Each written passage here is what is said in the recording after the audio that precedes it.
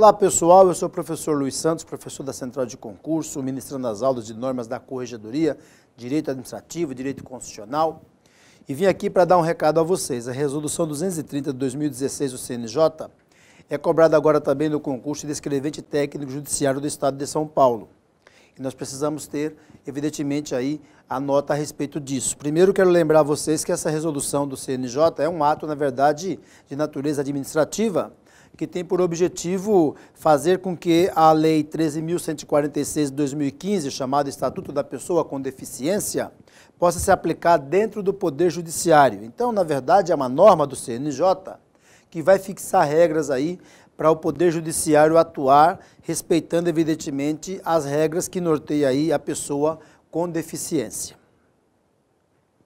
Então, nessa aula, nós vamos cuidar aí, dividir em módulos, e nesse primeiro eu vou cuidar a respeito de aspectos gerais da Resolução 230 do CNJ. O objetivo é explicar a Resolução 230 de 2016, né, essa do CNJ, no tocante aos seus aspectos mais de natureza geral. Para você já um desafio. Qual a questão nuclear da Resolução 230 de 2016 do CNJ? Já você vai ter aí a resposta, não é? Vai já vendo aí a aula, tal, explicação, tudo mais, e você terá plenas condições de responder já. É claro que o objetivo aqui do nosso estudo é fazer você entender que a Lei 13.146 de 2015, né, o Estatuto da Pessoa com Deficiência, vai ganhando mais corpo, né, mais arrojo, na medida em que cada órgão ou entidade pública começa a divulgar aí atos normativos com o objetivo de fazer cumprir, não é, esse Estatuto da Pessoa com Deficiência dentro de cada órgão ou entidade. Houve uma preocupação também do Poder Judiciário nesse sentido. De modo que a Resolução 230 de 2016 é um ato normativo do CNJ, cujo objetivo é viabilizar a aplicação do Estatuto da Pessoa com Deficiência no âmbito do Poder Judiciário, portanto, aplicável aí, né, no Estado de São Paulo. A citada resolução produz em boa parte, né, aquilo que já está na Lei 13.146 de 2015, conforme já falamos aí. Então, você que já deu uma estudadinha no Estatuto da Pessoa com Deficiência, vai ter, claro, muito mais facilidade para se adequar a essa nova realidade imposta pelo chamado Conselho Nacional de Justiça, o CNJ.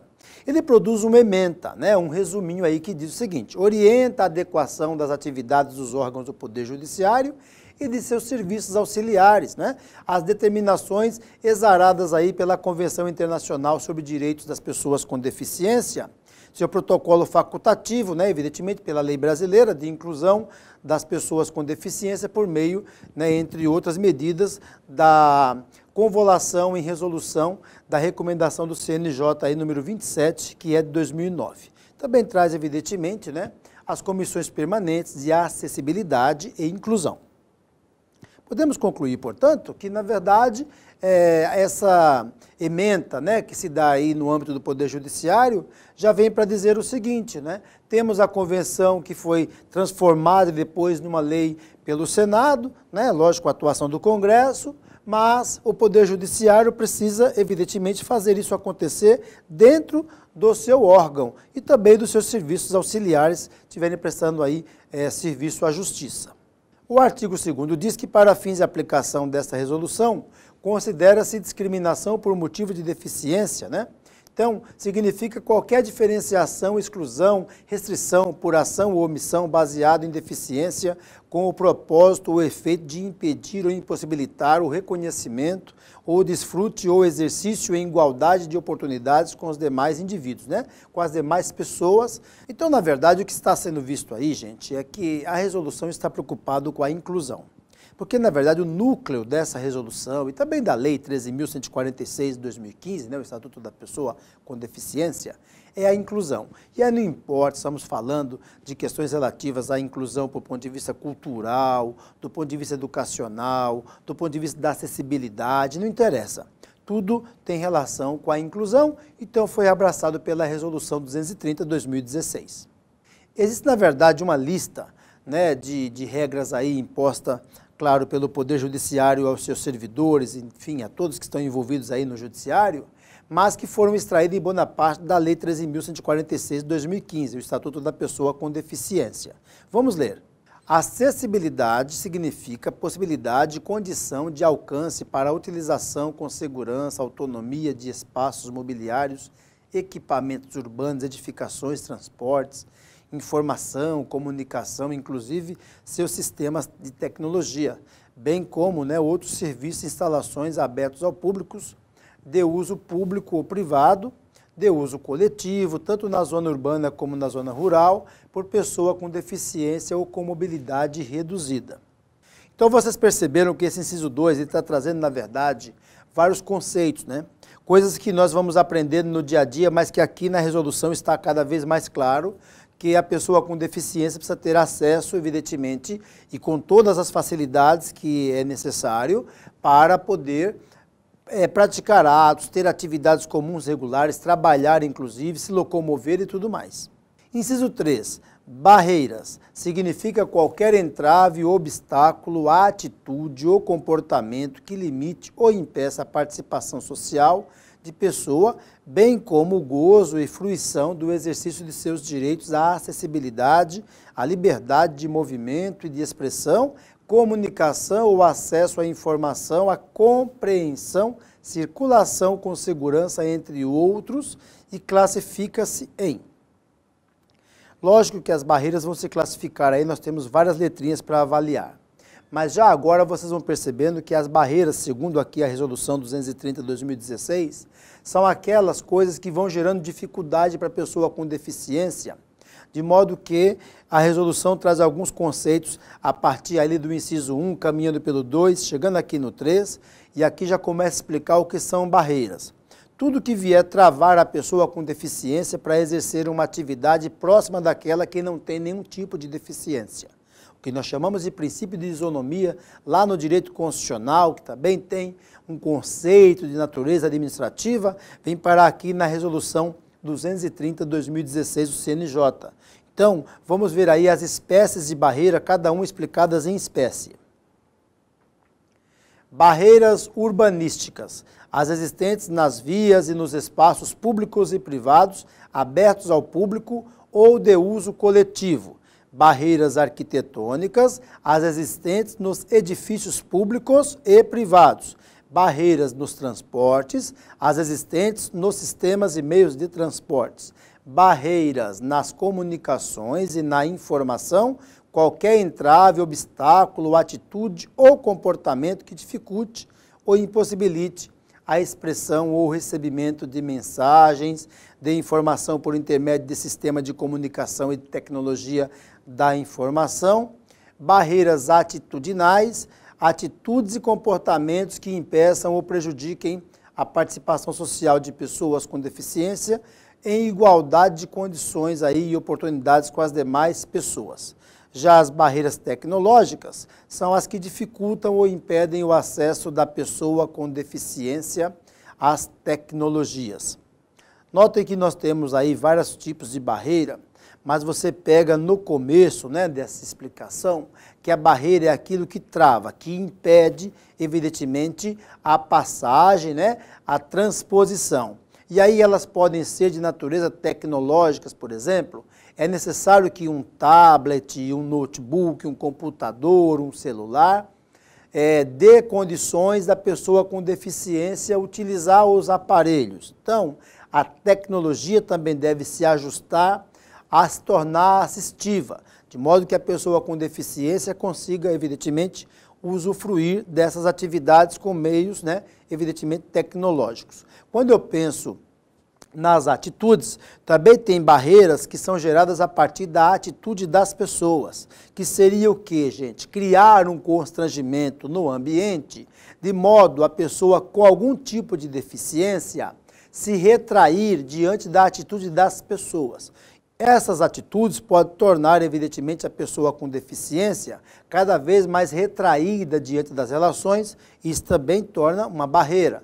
Lembrar que ainda podemos ter barreira que tem uma natureza mais arquitetônica, ou seja, alguns mecanismos podem impedir as pessoas também, com algum tipo de deficiência, de acessar prédios, edifícios, imóveis, o que for, porque não tem rampa de acesso, porque o elevador não comporta, por exemplo, o uso de uma cadeira de rodas, enfim, e vai caminhando.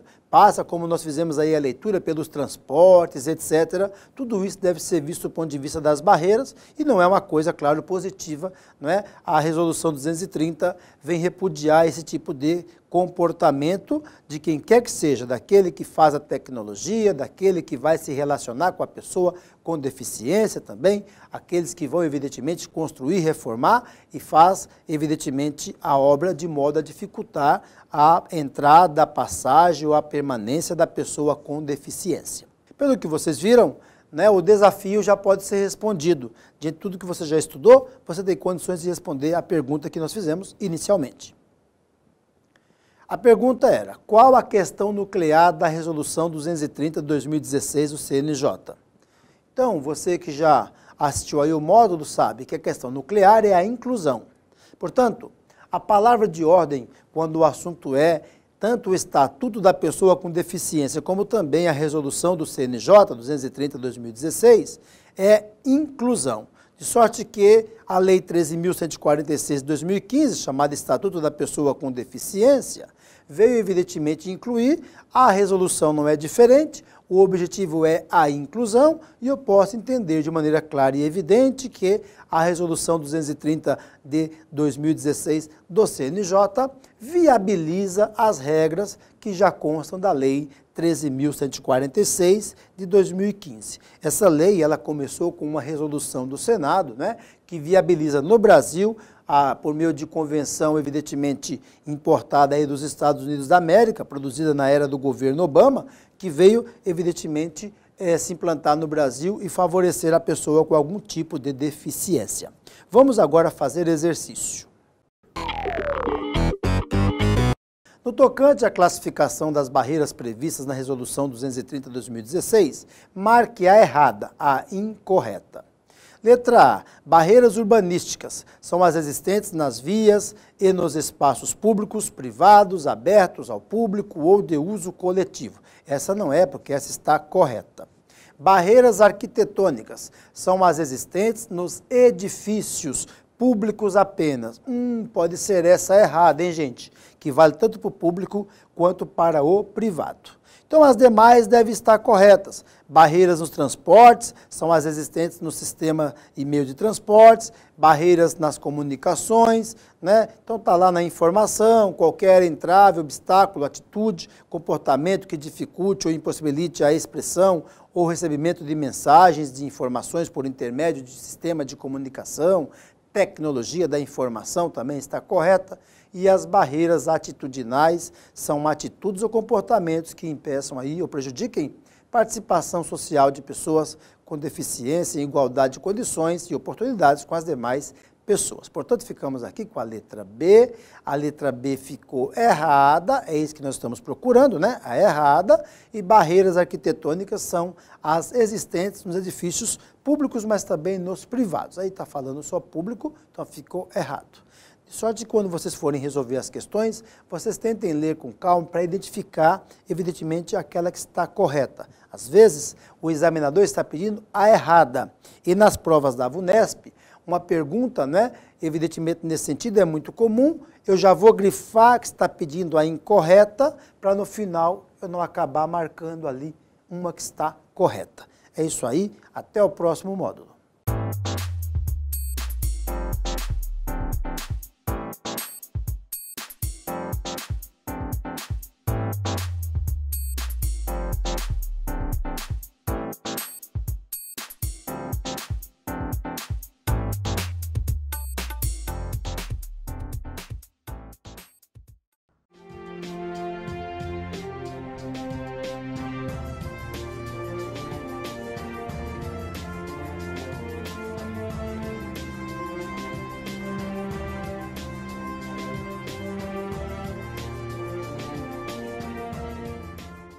Muito bem, pessoal, seguimos aqui com a nossa aula a respeito da Resolução 230 de 2016 do CNJ.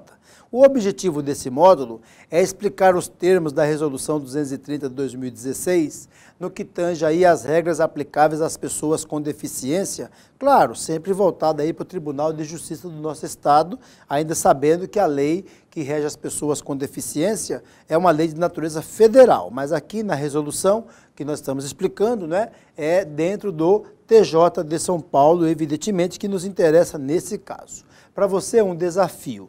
A resolução prevê adaptações arquitetônicas para garantir a acessibilidade? Interrogação. Já já você vai responder aí a essa pergunta. Lembre-se, pelo que nós já vimos aí, que as questões que envolvem, evidentemente, barreiras arquitetônicas também têm por objetivo, não é, em muitos casos, impedir que a pessoa com algum tipo de deficiência tenha acessibilidade. Mas já já você responde a pergunta com muito mais tranquilidade e calma. Nós temos alguns artigos da resolução para tratar, vamos avançando. Diz o artigo 3º que, a fim de promover a igualdade, adotar-se-ão com urgência medidas apropriadas para eliminar, prevenir quaisquer barreiras urbanísticas, arquitetônicas, nos transportes, nas comunicações e na informação, atitudinais ou tecnológicas, devendo-se garantir às pessoas com deficiência, servidores, serventuários, extrajudiciais, terceirizados ou não, quantas aí as adaptações razoáveis ou mesmo tecnologias assistivas sejam necessárias para assegurar aí a acessibilidade plena, coibindo qualquer forma de discriminação por motivo de deficiência. Então vocês notam que o objetivo da Resolução 230, nesse caso, é lançar aí alguns aspectos importantes de natureza mais administrativas para que as regrinhas, não é, do Estatuto da Pessoa com Deficiência, que vieram ser, evidentemente, tratadas também aqui na resolução, sejam plenamente aplicadas. E não somente aos servidores públicos com algum tipo de deficiência ou mesmo o usuário do serviço público com algum tipo de deficiência, mas também os parentes, e vai envolver inclusive o cônjuge da pessoa que é servidor público, mas que também tem algum tipo de deficiência. Então, aquelas barreiras, seja o que for, de informação, tecnológica, não é? Ou aquelas que dizem respeito à arquitetônica ou às chamadas de atitude ou atitudinais, todas elas devem ser evidentemente combatidas enquanto barreiras que são dentro, evidentemente, do serviço público e aqui no caso em especial do judiciário. Conforme o artigo 4º, para promover a acessibilidade dos usuários do Poder Judiciário e de seus serviços auxiliares que tenham deficiência, a qual não ocorre sem segurança ou sem autonomia, dever-se-á, entre outras atividades, promover. Aí nós temos aí o inciso 1. Atendimento ao público pessoal, por telefone ou por qualquer meio eletrônico que seja adequado a esses usuários, inclusive aceitando e facilitando em trâmites oficiais o uso de línguas de sinais, braille, comunicação aumentativa, né, alternativa e de todos os outros meios que forem evidentemente possíveis aí para fazer acontecer a acessibilidade, ok? Portanto, vamos entender bem isso. O Poder Judiciário está, na verdade, trabalhando, né, e por meio dessa resolução isso deve acontecer, para que as pessoas que atendem telefone, as pessoas que preparam os programas de computadores, as pessoas que atuam dentro do tribunal para fazer o serviço judicial acontecer, realizar tudo isso de modo a incluir as pessoas com algum tipo de deficiência, de modo a elas poderem também usufruir de tudo isso. Os mecanismos não são fáceis, mas é necessário trabalhar para fazer isso acontecer. É uma questão de inclusão, que vocês já sabem, é a questão de fato nuclear envolvendo a resolução, que por sua vez reflete a Lei 13.146 de 2015, o Estatuto da Pessoa com Deficiência. Pois bem, vocês percebem aí no inciso 2 que também temos aí, né, regras pela resolução de que o Poder Judiciário, os órgãos ou entidades devem se adaptar também a alguns aspectos voltados aí ao que nós chamamos de adaptações arquitetônicas, ok? Diz respeito às construções, reformas, o que for.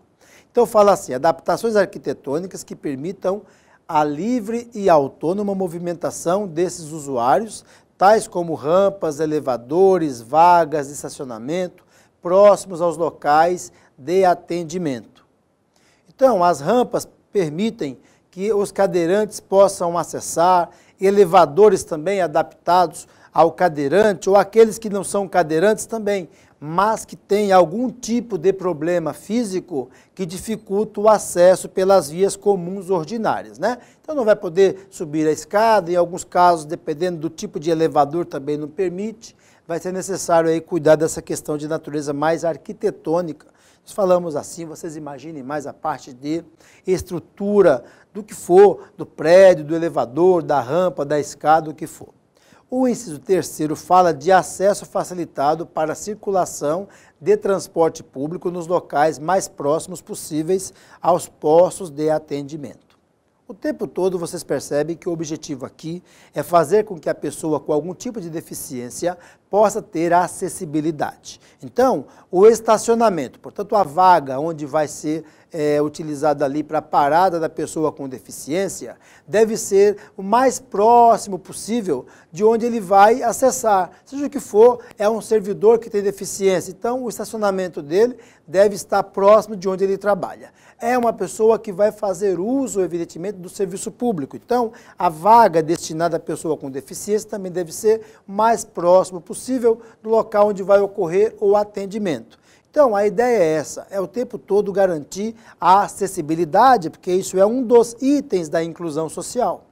Por força do artigo 14, é proibida qualquer forma de discriminação por motivo de deficiência, devendo-se garantir às pessoas com deficiência, servidores, serventuários, extrajudiciais, terceirizados ou não, igual e efetiva proteção legal contra a discriminação por qualquer motivo.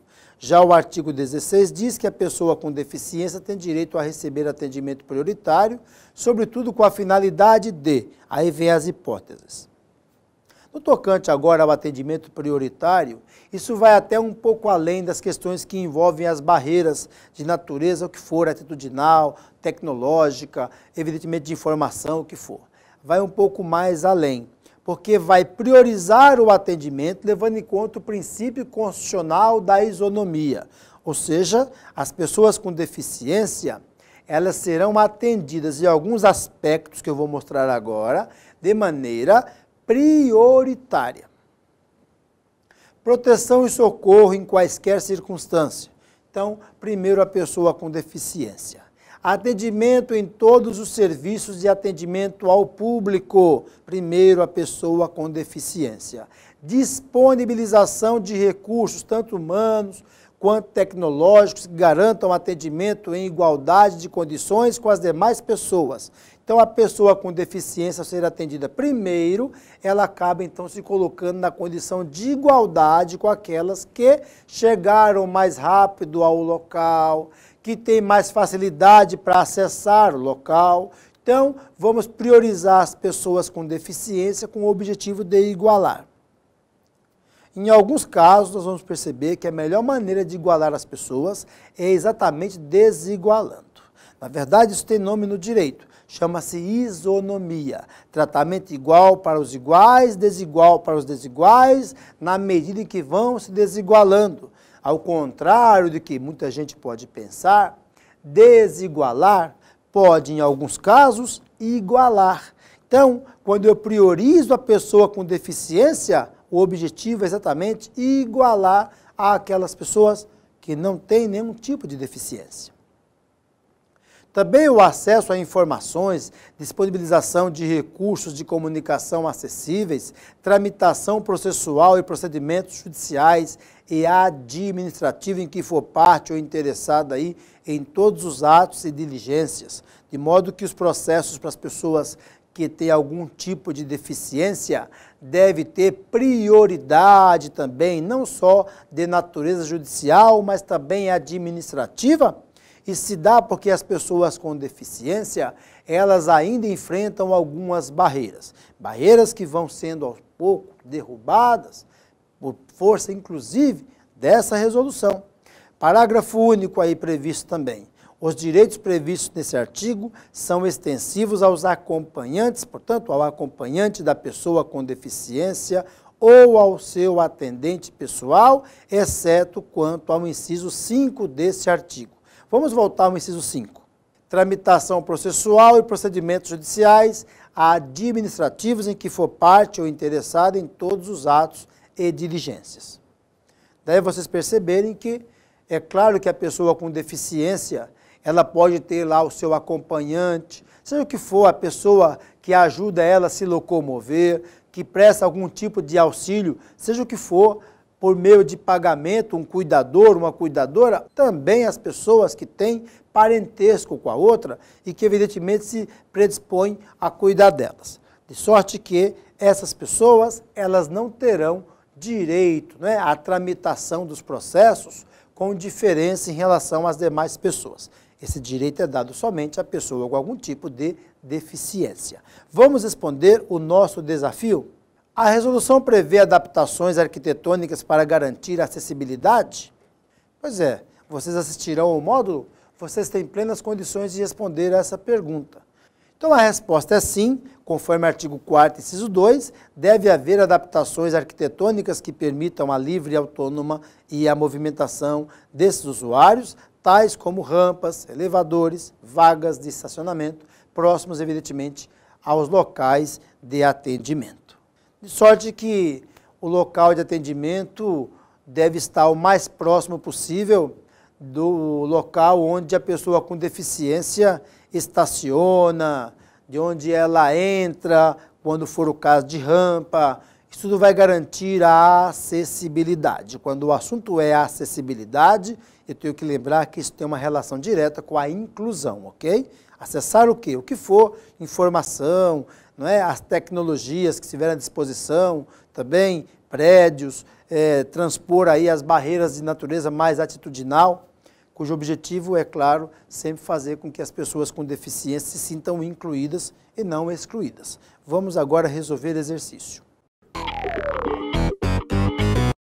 Nos termos da Resolução 230 de 16, a prioridade no atendimento tem por finalidade, aí vem aí as hipóteses. Letra A, proteção e socorro em circunstâncias taxativamente previstas em lei. Bom, essa deve estar errada, porque, na verdade, o que está colocado é atendimento, né? No setor público, no setor privado, enfim, não é taxativamente. Quando fala-se taxativamente, são só naqueles casos que a lei prevê. E aqui, né, na resolução não tem essa previsão. Atendimento em serviços públicos essenciais apenas. Também não vamos marcar essa, porque são vários serviços, não nos essenciais apenas. Disponibilização de recursos, tanto humanos quanto tecnológicos, que garantam o atendimento em igualdade de condições com as demais pessoas. Me parece que essa aí é a que mais se aproxima da justiça implementada pela resolução que nós estamos tratando. A letra D, então, deve estar errado também, acesso a informações, mas não há disponibilização de recursos de comunicação acessíveis, lógico que também inclui isso, então não é essa, e tramitação processual e procedimentos judiciais e administrativos, em que for parte o interessado em todos os atos, salvo nas diligências. Então também as diligências se incluem, não é essa então a resposta. Ficamos aqui com a letra C, disponibilização de recursos tanto humanos quanto tecnológicos que garantam o atendimento com igualdade de condições com as demais pessoas. De modo que está tudo aí evidentemente demonstrado que somente uma das alternativas está correta. Está correta a letra C, que faz valer o princípio da isonomia, que é o núcleo, né, dessa questão voltada para a resolução 230 de 16, que é exatamente o que, gente? Tratar com igualdade aqueles que são iguais e desigualmente os que são desiguais, a fim de fazer valer a isonomia e, no caso do Estatuto da Pessoa com Deficiência, que foi transposto aqui para essa resolução, é exatamente fazer a inclusão social das pessoas com deficiência também no âmbito do Poder Judiciário. Então, nós vamos já mudar aí para o próximo módulo, mas vocês não se esqueçam que cada vez que vocês tiverem que responder questões, vocês podem também usar o critério de exclusão. Se está pedindo a errada, você vai evidentemente ali excluindo as alternativas que você entende que está correta, está pedindo, claro, acerta, e você se lembra de alguns itens que dizem respeito a assuntos próprios aqui da resolução. Os que não tiverem dentro disso, você vai excluindo.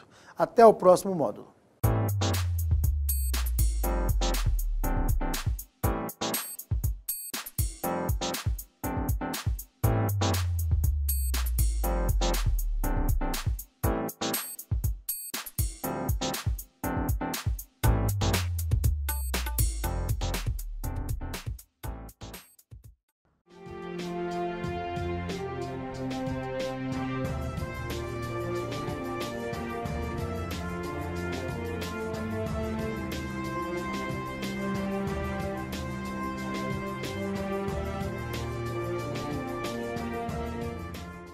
Muito bem, pessoal, continuamos aqui com a resolução 230 de 16, essa resolução que é do CNJ, do Conselho Nacional de Justiça, que se aplica evidentemente no Estado de São Paulo, aqui no âmbito do Tribunal de Justiça do Estado de São Paulo. Nesse módulo, vamos cuidar aí de disposições relacionadas ao servidor com deficiência. O objetivo é explicar, evidentemente, os dispositivos da resolução em pauta, né, com relação ao servidor com algum tipo de deficiência. Para você é um desafio. A Resolução 230 de 16 fixa o conceito das regras para avaliação de deficiência? Pois é, já você vai responder essa pergunta aí com tranquilidade.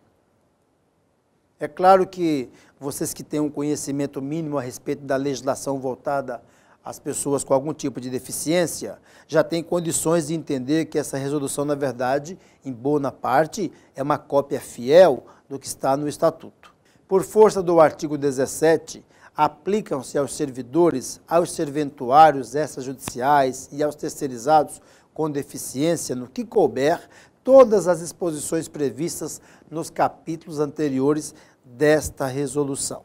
Na verdade, o que nós vimos aqui, explicando barreiras, explicando acessibilidade, o núcleo, que é a inclusão social, enfim, tratado aqui nas normas, vão se aplicar não somente àqueles que, evidentemente, são servidores públicos ocupantes de cargos efetivos, aqueles que vão utilizar-se do serviço público, mas também servidores no sentido lato sensu, envolvendo inclusive aqueles que não têm um vínculo direto com o Poder Judiciário do Estado de São Paulo, mas que têm um vínculo com empresas terceirizadas, aquelas que venceram processos licitatórios e estão prestando serviço dentro da Justiça Bandeirante, da Justiça Paulista. Muito bem. O artigo 18 fala da avaliação da deficiência, quando necessária, será biopsicossocial, portanto, realizada por equipe multiprofissional, não é? Interdisciplinar, considerando, evidentemente, alguns fatores. Nós podemos entender que, na verdade, essa avaliação biopsicossocial vai avaliar o ponto de vista, evidentemente, biológico, psicológico e social. Então, eu posso detectar isso por aspectos de natureza mais voltada até a um exame de sangue, também, quando for o caso, né? Um exame feito por um psicólogo. Então, alguma coisa mais voltada para a psicologia ou até para a psiquiatria, dependendo do caso a caso, que envolve o psíquico. Portanto, o aspecto mais natureza mental, intelectual. E ainda aquele que é meramente social, que envolve as convivências. Então, biopsicossocial, você deve entender que leva em conta aspecto biológico, psicológico, até psiquiátrico, e, por derradeiro, aspecto mais sociológico, a convivência da pessoa no dia a dia. E aí nós temos algumas regrinhas para detectar se de fato a pessoa pode ser considerada alguém com deficiência ou não. Sempre lembrando que essa avaliação vai ser feita quando necessário. Diz o inciso 1, os impedimentos nas funções e nas estruturas do corpo. Então isso pode determinar. Fatores socioambientais, psicológicos e pessoais, também pode demonstrar algum tipo de deficiência. A limitação no desempenho de atividades, também pode demonstrar. Restrição de participação, a pessoa não consegue, evidentemente, perpetrar ali sobre os grupos, conviver sobre os grupos, tem dificuldade de participar, então também pode determinar isso. Esse artigo 19 eu achei importante para o concurso, é bom você anotar aí no seu caderninho, na sua ficha, é provável questão de prova o artigo 19. Os editais e concursos públicos para ingresso nos quadros do Poder Judiciário e de seus serviços auxiliares deverão prever nos objetos de avaliação disciplina que abarque os direitos das pessoas com deficiência. De modo que o edital deve ser preparado já pensando nessa questão. É lógico que já temos a ideia de que as pessoas com deficiência, elas evidentemente são aceitas nos concursos, né, por força da Constituição e de leis, inclusive de natureza federal. Mas essa resolução, ela vem dar uma ordem àqueles que vão preparar os editais no Poder Judiciário, que é o que nos interessa aqui, não é? Para que sejam abarcadas também as pessoas com deficiência, né, e respeitada a resolução 230 de 2016, que está nessa pauta. O artigo 20 diz que imediatamente após a posse do servidor, serventuário, extrajudicial ou contratação de terceirizado com deficiência, dever-se-á informar a ele de forma detalhada sobre seus direitos e sobre a existência dessa resolução. Notem vocês que está claro e evidente que o objetivo do Poder Judiciário aqui é de fato a inclusão. E aí sim, sendo avisado dos direitos que ele tem, o que for, de acessibilidade, né, de tecnologia assistiva, os direitos que a pessoa com deficiência tem nos termos dessa resolução, possa evidentemente ele mesmo exigir de quem quer que seja, servidor, o que for, que faça cumprir aí as regras dessa resolução. O artigo 21 diz que cada órgão do Poder Judiciário deverá manter um cadastro dos servidores, serventuários extrajudiciais, terceirizados, com deficiência, que trabalhem aí no seu quadro. Portanto, atualizar quer dizer quem é que está, quem é que não está trabalhando lá e que tem algum tipo de deficiência. Lembrar vocês aqui que quando a resolução fala em servidores extrajudiciais, devem ser aqueles que não fazem parte do Poder Judiciário, portanto, mas que estão prestando algum tipo de serviço ao Poder Judiciário. E as regras que eu aplico àqueles que têm um vínculo direto com o Poder Judiciário também se aplicam àqueles que têm, evidentemente, uma natureza fora do Judiciário, né, que são chamados de extrajudiciais, mas que estão prestando algum tipo de serviço no órgão de natureza judicial. Conforme nós falávamos no artigo 21, que cada órgão do Poder Judiciário deve manter aí o cadastro, né, dos servidores serventuários, extrajudiciais ou terceirizados com algum tipo de deficiência, e aí na sequência o parágrafo 1º diz que esse cadastro deve especificar as deficiências e as necessidades particulares de cada servidor terceirizado ou, se for o caso, extrajudicial.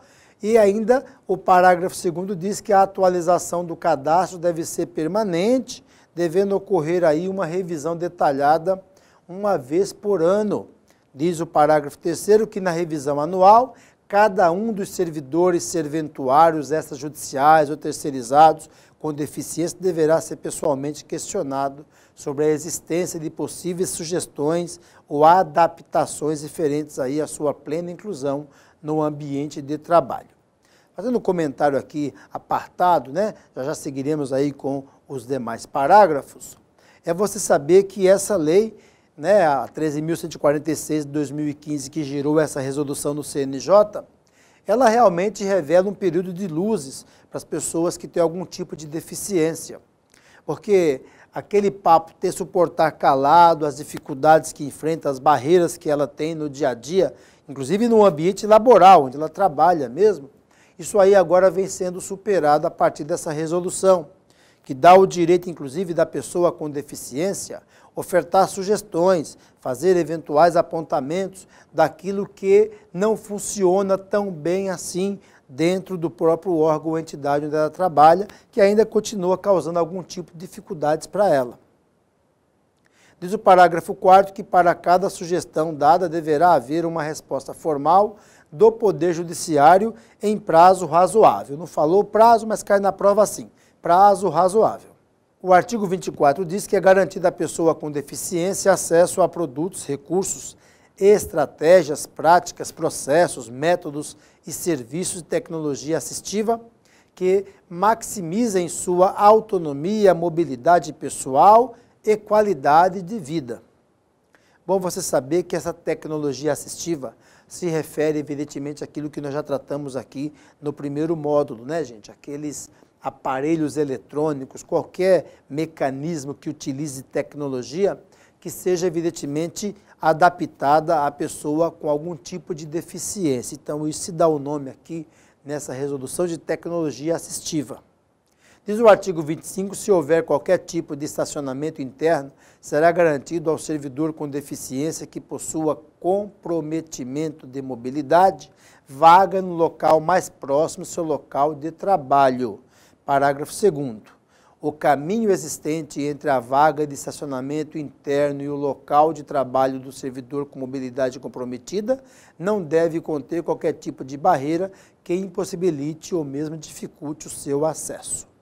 Nós percebemos aqui, já falamos inclusive sobre isso, que a pessoa com deficiência terá a vaga em estacionamento diferenciada das demais pessoas, no sentido também de permitir que ele acesse o local onde ele pretende chegar com mais facilidade e rapidez. E agora, nesses dispositivos, percebemos que não pode, inclusive, haver qualquer tipo de barreira que venha trazer qualquer tipo de entrave, né, para ele que vai chegar a determinado local. Seja de trabalho, ou seja aquele que ele vai, evidentemente, utilizar na condição também de usuário.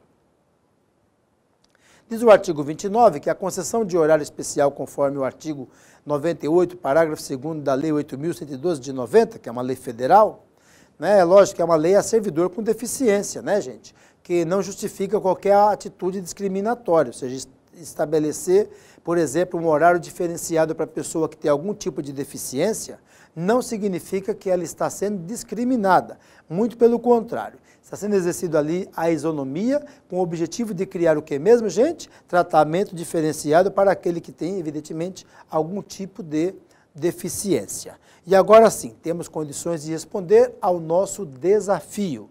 A Resolução 230 de 2016 fixa o conceito, as regras para avaliação de deficiência. Agora vocês podem responder a essa pergunta. É lógico, podemos responder que sim, porque tem previsão nos artigos da resolução, fixando ali a chamada avaliação biopsicossocial, que será feita quando necessário. Então, a resposta prevê ali, né, regras no artigo 18, né, em harmonia, claro, com a Lei 13.146 de 2015, né, ela prevê que a avaliação será biopsicossocial e realizada quando necessário, portanto. Não é demais lembrar a vocês que a avaliação biopsicossocial testa, né, faz uma avaliação, tanto do ponto de vista, né, mais biológico, como também de natureza psicológica, ou até psiquiátrica, quando for o caso, e também das convivências sociais. Vamos resolver exercício. Conforme dispõe a Resolução 230 de 16, marque a correta. Os editais de concursos públicos para ingresso nos quadros do Poder Judiciário e de seus serviços auxiliares, bem como licitações públicas, deverão prever nos objetos de avaliação disciplina que abarque os direitos das pessoas com deficiência. Então, nós não vamos marcar essa porque licitação não está no rol, né, gente? Nós falamos só de concursos públicos. Letra B. Os editais de concursos públicos para ingresso nos quadros do Poder Judiciário e Executivo, não, executivo ficou fora, também não é essa a resposta. Depois, letra C, os editais de concursos para ingresso nos quadros pessoal aí do Legislativo, também não podemos marcar essa, a nossa regra aqui é do Judiciário apenas.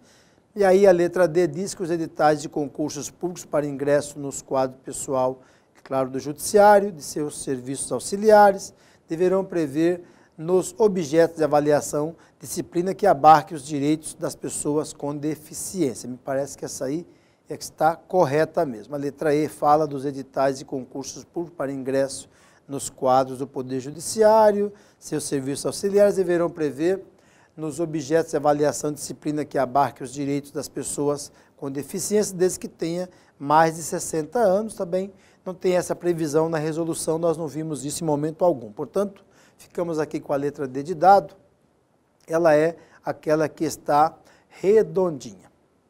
Portanto, respondemos a letra D, porque é o judiciário que está na pauta. Onde você viu aí executivo, legislativo, o que for, temos que excluir. Também esse papo de fixar a idade, né, para poder configurar os direitos da pessoa com algum tipo de deficiência, também não funciona, ok? Então não tem que ter idade igual, superior a 60 anos, coisa nenhuma. Portanto, a resposta é a letra D de dado. Ficamos por aqui com esse módulo, já voltamos com mais um para você.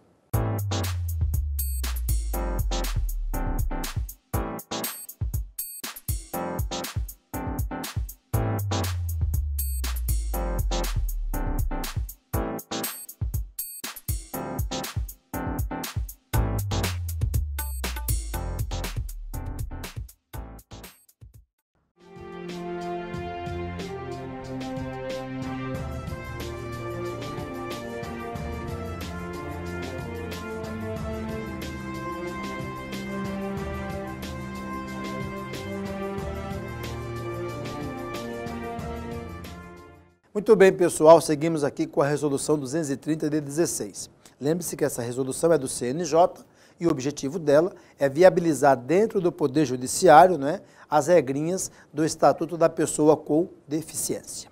Nesse módulo, nós vamos tratar de disposições relacionadas aí aos servidores que tenham cônjuge, filho ou dependente com deficiência. E também já vamos tratar de disposições finais. O objetivo é exatamente explicar as regras da Resolução 230 de 16, aplicáveis aí aos servidores que possuem cônjuge, filho ou dependentes com deficiência e ainda trazer as regrinhas das disposições finais da resolução que está na pauta. Para você é um desafio. Haverá horário especial para o servidor que possui dependente com deficiência? Interrogação. Na nossa avaliação, o tempo todo tratando dessa resolução, nesses módulos que já se passaram, eu disse a vocês que essa resolução não ficou somente no limite da pessoa com deficiência que trabalha lá no Poder Judiciário ou que faz uso dele, mas também cuida daquele que tem parente com deficiência, ou seja, cônjuge, que nós sabemos não é parente, é cônjuge, mas também está previsto aí na resolução, e aqueles que têm dependentes com algum tipo de deficiência e, por conseguinte, isso vai também interferir de algum modo no dia a dia dessa pessoa que trabalha no Poder Judiciário. Diz o artigo 30, se o órgão possibilitar aos seus servidores a realização de trabalho por meio do sistema home office, claro, aqueles que vão trabalhar em casa, evidentemente, deve-se dar prioridade aos servidores que tenham cônjuge, filho ou dependente com deficiência e que manifestem interesse na utilização desse sistema. O sistema home office está acontecendo já em vários locais, evidentemente, setor privado, o público começou também a recepcionar isso, e aí, para efeito de concurso, vocês têm que saber que a Resolução 230/2016 manda priorizar a pessoa que tem, evidentemente, filho, algum dependente ou cônjuge com algum tipo de deficiência e que, evidentemente, trabalhando em casa, ele terá melhores condições de assistir a pessoa.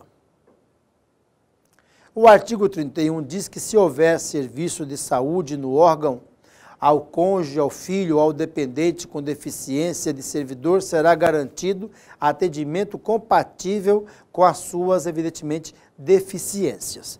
Então, a ideia aqui é garantir que o serviço de saúde seja, evidentemente, adaptado à pessoa que tem algum tipo de deficiência. Diz o artigo 32 que a concessão de horário especial, conforme artigo 98, parágrafo 3º da Lei 8.112 de 90, a servidor que tenha cônjuge, filho ou dependente com deficiência, não justifica qualquer atitude discriminatória. De modo que o fator dele receber esse benefício, não quer dizer que ele está recebendo ali dentro da empresa uma discriminação. Setor privado. Setor público quer dizer que ele também dentro do órgão não está sofrendo qualquer tipo de discriminação. Órgão ou entidade, gente? Que vocês sabem que a área pública abraça também as chamadas entidades de natureza autárquica, fundacional, o que for. Mas aqui, nesse caso, da Resolução 230 de 2016, é o Poder Judiciário e vocês sabem que o TJ é órgão. O parágrafo 1º diz que, admitindo-se a possibilidade de acumulação de banco de horas pelos demais servidores do órgão, também deverá ser admitida a mesma possibilidade em relação ao servidor com horário especial, em igualdade de condições com os demais. Por força do parágrafo 2º, ao servidor a quem tem aí concedido horário especial, não poderá ser negado ou dificultado, colocando-o em situação de desigualdade com os demais servidores, o exercício de função de confiança ou de cargo em comissão. Ou seja, gente, o fator da pessoa ter algum tipo de deficiência ou ter também o cônjuge ou dependente com algum tipo de deficiência, não pode furtar-lhe, tirar-lhe o direito de ocupar também cargo em comissão, função de confiança, o que for, ainda que esses horários especiais, essas condições especiais, estarão presentes também nesses que vão ocupar esses cargos dessa natureza. Se lembre que os cargos em comissão e também as funções de confiança é para direção, chefia ou assessoramento. Diz o parágrafo 3º que o servidor com horário especial não será obrigado a realizar, conforme o interesse da administração, horas extras, se essa extensão de sua jornada de trabalho puder ocasionar qualquer dano relacionado ao seu cônjuge, filho ou dependente com deficiência.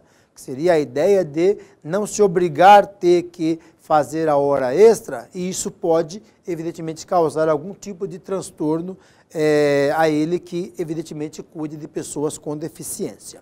Diz o parágrafo 4º, se o órgão, por sua liberalidade, determinar a diminuição da jornada de trabalho de seus servidores, ainda que por curto período, esse mesmo benefício deverá ser aproveitado pelo servidor a quem tenha sido concedido horário especial. Então, benesse, do ponto de vista de redução de horário que for, atinge todos os servidores e também atinge aquele que tem algum tipo de benefício, já porque ele tem deficiência ou não tem, mas o parente tem, o dependente, o filho que for, ou até mesmo o cônjuge. Diz o artigo 33 que incorre em pena de advertência o servidor terceirizado ou serventuário que é extrajudicial que 1. Conquanto possua atribuições relacionadas à possível eliminação e prevenção de quaisquer barreira urbanística, arquitetônica, nos transportes, nas comunicações, na informação, atitudinais ou tecnológica, não se empenhe com a máxima celeridade possível para a supressão e prevenção dessas barreiras. Entenderam o que a resolução disse? A pessoa não se empenha para fazer com que aquelas barreiras sejam reduzidas ou desapareçam, e vai ser punida por isso. Embora possua atribuições relacionadas à promoção de adaptações razoáveis ou ao oferecimento de tecnologias assistivas, lembram? Aquelas que vão permitir com que a pessoa de deficiência tenha acesso àquela tecnologia, Então, essas tecnologias assistivas necessárias aí à acessibilidade de pessoa com deficiência, servidor ou serventuário extrajudicial ou não se empenhem para o máximo celeridade possível no intuito de estabelecer condições de acessibilidade. A regra é parecida com a anterior, só que aqui não há o empenho para garantir a acessibilidade, sobretudo do ponto de vista tecnológico, o rompimento dessas barreiras de natureza tecnológicas que garantam o que nós chamamos de tecnologia assistiva. Então também vai ser punido a pessoa que não tem se empenhado para garantir à pessoa com deficiência o uso de determinada tecnologia. No exercício de suas atribuições, tenha qualquer outra espécie de atitude discriminatória por motivo de deficiência ou descumpra qualquer dos termos dessa resolução. Então, também haverá de ser punido por isso. Diz o parágrafo 1º que também incorrerá em pena de advertência o servidor ou serventuário extrajudicial que, tendo conhecimento do descumprimento de um dos incisos do caput desse artigo, deixar de comunicá-lo à autoridade competente para que esta promova a apuração do fato. É o caso da pessoa que tem conhecimento, que há retardamento né, na desobstrução de barreiras, o que for tecnológicas, né, as chamadas assistivas, o que for barreiras de natureza diferente da tecnológica, tem ciência e não toma nenhum tipo de providência. Então também vai ser punido, a pena é a mesma, a advertência. Diz o parágrafo 2º que o fato de a conduta ter ocorrido em face de usuário ou contra servidor do mesmo quadro terceirizado ou serventuário extrajudicial é indiferente para fins de aplicação da penalidade que nós tratamos aí, que é a advertência. Diz o parágrafo 3º que, em razão da prioridade na tramitação dos processos administrativos destinados à inclusão e à não discriminação de pessoa com deficiência, a grande quantidade de processos a serem concluídos não justifica o afastamento de advertência pelo descumprimento dos deveres descritos nesse artigo. Ou seja, tem muito serviço, tem muita atividade, os processos se acumulam, mas é necessário dar um jeito, né? É necessário fazer acontecer, porque o fator de ter um volume grande de processos não frustra, né, a possibilidade de aplicar penalidades àqueles que derem causa ao retardo, né, ao atraso do cumprimento aí das atividades, que diz passagem é exatamente garantir que as barreiras sejam transpostas aí. Diz o parágrafo 4º que as práticas anteriores da administração pública não justificam o afastamento de advertência pelo descumprimento dos deveres descritos nesse artigo. Se aplica basicamente àquelas pessoas que ficam dizendo assim, mas sempre foi desse jeito, aqui sempre funcionou assim, mas agora vai funcionar diferente. Depois da resolução 230 de 2016, nós temos uma tratativa diferente para as pessoas com deficiência, e não só para elas. Pelo que vocês puderam perceber aí, durante a exposição dos vários módulos, também se aplica ao cônjuge, né, da pessoa com deficiência, os filhos e os dependentes. Pois bem, vamos responder ao nosso desafio. Haverá horário especial para o servidor que possui dependente com deficiência? Por tudo que você viu aí no módulo, vocês têm condições de responder isso aí com tranquilidade. Na verdade, haverá, né? Nós vimos que sim. Então, respondendo aí o nosso desafio, a resposta é sim, claro. Nos termos do artigo 32 caput, a concessão de horário especial, conforme o artigo 98, parágrafo 3º da Lei 8.112 de 90, que é uma lei federal, mas está sendo citada aqui na resolução, né? A servidor que tenha cônjuge, filho ou dependente com deficiência, não justifica qualquer atitude discriminatória. Portanto, é bom você saber que o fator de estar ali tendo um horário diferenciado não quer dizer que está sendo discriminado. Não é demais lembrar a vocês que aquele que tem filho ou dependente ou cônjuge com deficiência terá evidentemente prioridade no sistema home office, ou seja, vai trabalhar em casa, evidentemente, para dar uma assistência melhor à pessoa que tem algum tipo de deficiência. Vamos agora resolver exercício, pessoal. Marque a alternativa correta no tocante à resolução 230 de 16. Os órgãos do Poder Judiciário não trabalham em hipótese nenhuma com sistema home office. Nós sabemos que isso não é, né? Tem possibilidade sim. Letra B. Se o órgão possibilitar aos seus servidores a realização de trabalho por meio de home office, dever-se-á dar prioridade aos servidores que tenham cônjuge, filho, dependentes com deficiência e que manifestarem interesse na utilização desse sistema. Me parece a correta, gente. A letra C fala de que os órgãos do Poder Judiciário admitem o sistema home office sem dar qualquer prioridade à pessoa com deficiência, não podemos marcar essa. A letra D diz se o órgão possibilitar aos seus servidores a realização de trabalho por meio do sistema home office, dever-se-á dar prioridade aos servidores com deficiência, não levando em conta aqueles que tenham cônjuge, filho ou dependente com deficiência e que manifestarem interesse na utilização desse sistema. Muito pelo contrário, né, gente? Vai ter que levar em conta, sim, se tem o dependente, o cônjuge, o que for, e ele vai decidir se ele quer também. A letra E fala o sistema de home office é obrigatório para o servidor. Sabemos que não, ele opta se ele quer ou não. Portanto, a resposta aqui é B de bola. Na verdade, é um assunto já tratado aí no nosso desafio e que vocês devem compreender que o servidor público que tiver filho, dependente ou cônjuge, né, com algum tipo de deficiência, poderá, claro, aceitar ou não, manifestando, portanto, interesse em trabalhar em casa, evidentemente, fiscalizado pelo poder público. Existe mecanismo de natureza mais tecnológico para ver servidor home office, se ele está produzindo, se ele está trabalhando, se ele está ativo ali online, mas é bom vocês saberem que é uma prioridade da pessoa com deficiência. Muito bem, a resolução 230 de 16, ela tem esse conteúdo, espero que vocês possam aproveitar aí no concurso, se dar super bem e fazer uma boa prova para o Tribunal de Justiça do Estado de São Paulo.